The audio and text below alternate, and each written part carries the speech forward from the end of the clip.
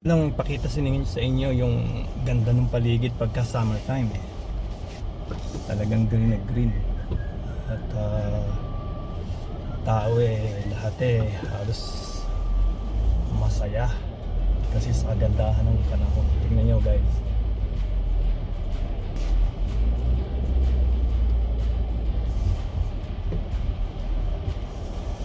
yan guys, nakalabas na ako sa parkade tunda ng trabaho. Yung nasa harap nyo guys ito rin yung same place na pagka winter nakikita nyo panay white stuff, panay snow dyan panay puti lang makikita nyo dyan during winter time. Ngayon summer na green ng paligid. Ayan, ganito ang buhay rito sa Canada. May regular work, pasok ka everyday. At kung may panahon kang mag-relax, samantalahin ang panahon mag-relax pagkat kung ikay nagtatrabaho talagang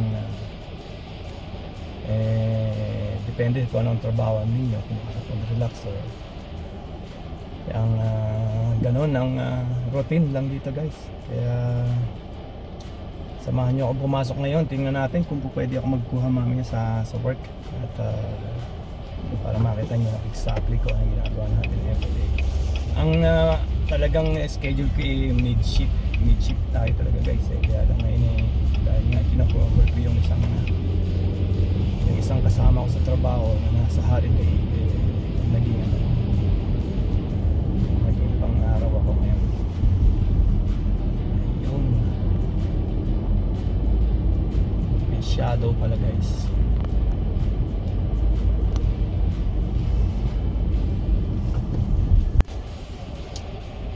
Hi guys, good morning. Temperature check 12 degrees today, June 19, Wednesday. Isang napakagandang araw na naman dito sa Canada guys at magandang gabi sa inyo dyan mga kasolid sa Pilipinas. Sadyang gusto ko lang talaga share sa inyo ang aking dinadaanan kung ano itsura nito during summertime.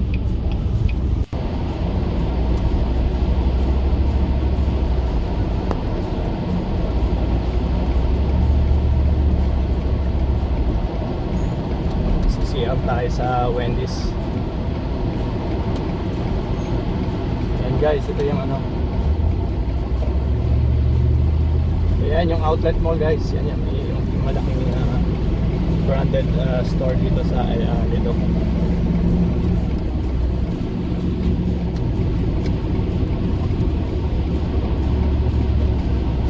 Nakaliwa tayo dito. Yan yung guys, malaki yan. Nandiyan lahat yung mga branded ganda niya sa dulo guys Hindi na natin ikutin kasi naman wala rin tao ngayon. Friday, nandun lahat sa games. Nasa Oiler games lahat, hockey games.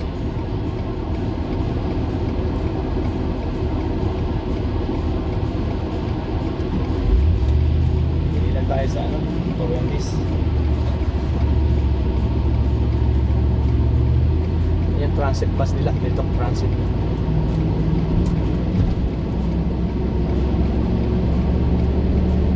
Ito naman yung Costco. Ito yung SNR dyan sa Pilipinas. Ito Costco, yan ang pinakamalaking bulk. Pinakita ko na rin sa video ko yung guys. Tingnan nyo, yan dyan mabibili nyo lahat. Halos nandyan na lahat. Nakita nyo, balikan nyo lang. Hindi ko na yan nakakuha lahat na nakunan lahat kasi nga lawak.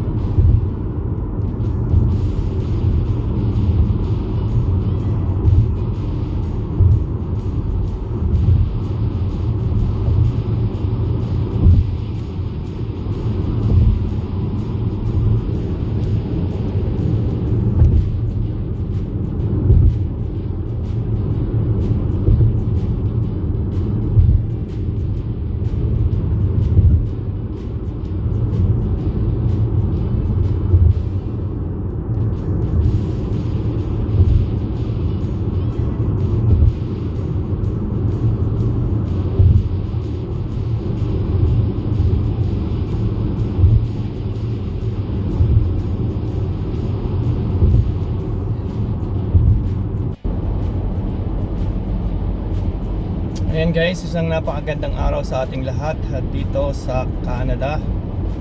At isang magandang gabi sa inyo dyan, mga kasolid sa Pilipinas or saan man sulok ng mundo. Isang araw na masikat dito sa Canada guys, sa June 18. Temperature check is 12 degrees. It's actually summertime. Mayroon ngayon lang nangyari itong 12 degrees ng summer namin. Usually pag summertime dito sa Edmonton o Alberta maabot ng ng 27 or 30 yata pinakamainit. Yun na yung pinakamainit namin ng 31. I'm not pretty sure about it, but parang yun na nga hindi ko matandaan, pero ayan, ito yung same routine o same route na dinadaanan ko everyday. Makikita lang yung difference during summer and winter. Pagka of course summer time, tingnan nyo mga green na green sa paligid. Yan yung nakikita nyo. Ayan, dito sa city hindi nyo makakita kung ano ang yung landscape. Hindi masyadong flat, pero pagka lumabas kayo ng city, makita nyo yung malawak na patag na lupa. Kasing flatland lang siya, or pinatawag na open grassland. Ayan, kita nyo guys, same routine, same place, same road na tinataka ko everyday. Yan lang ang pagkakaiba niya during summer.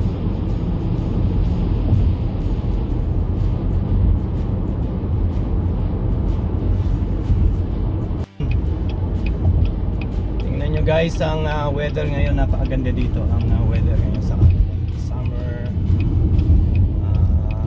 Temperature check is 12 degrees today. Yun, June 19. On my way to work guys, at ayun uli. Ito lang ang routine dito guys. Trabaho, pagka yung walang trabaho, mag-walk sa mga walking trail, yung mga ganun. Itong trabaho ko guys, ano lang, kung sa driving is nasa 7 minutes, wala pa. Pagka yung may sarili kayong sasakyan, 7 minutes lang nandun. Pero kung magbabas kayo or train or public transit, abutin kayo ng mga, it will take an hour and a half siguro kung public transportation or transit. Yun ang kaanohan dito, ang kahirapan, kasi transfer yan walang straight na biyahe. Yun ang pinakamahalaga dito guys.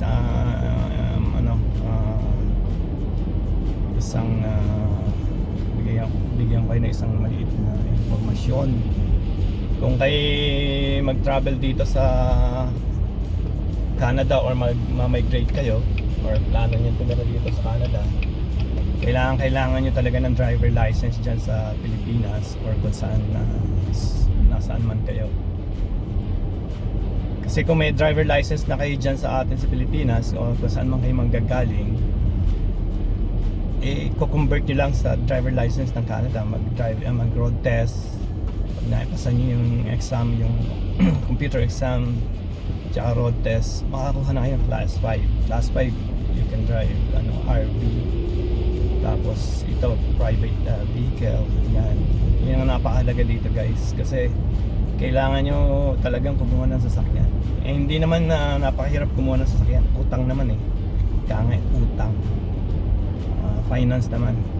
Pag nagtrabaho lang kayo dyan sa atin, ang equivalent ng Jollibee let's say Jollibee dyan sa atin, equivalent nun dito, let's say Jollibee rin dito, or McDonald's, makapag-loan na kayo agad ng kotse. Lalo na kung meron kayong na kasama rito or na establish na yung credit. Pag na ano nyo na yung credit, na establish nyo yung credit, pwede kayo agad kumuha ng kotse. Pwede kayo mag-list ng kotse actually. Let's say first kayo na landed kayo na immigrant or nag-migrate nga kayo dito sa Canada. Kung may trabaho na kayo kung saan man, McDonald's or yung kung anumang food chain yan, makakakuha na agad kayo ng sasakyan. Yun ang napakaginhawa naman dito. Yung 100% ako dyan lease, makakapag-lease kayo. Pero finance kung kayo bago, kasi wala pa kayong, hindi nyo pa na-establish yung credit ninyo, yun lang yung magiging difference niya. Pero lease, ganun ang ginawa ko dati. Pagdating ko dito, nag-list ako agad kasi yung distance ng trabaho ay napaka lalayo sa isa't isa. So yun ang kailangan nyo guys. Yun muna ang maliit na informasyon na bibigay ko sa inyo guys. At ako ay nandito na sa aking trabaho. Wala pa 7 minutes mo. So guys, nandito na ako. Ciao. Kita tayo mamaya.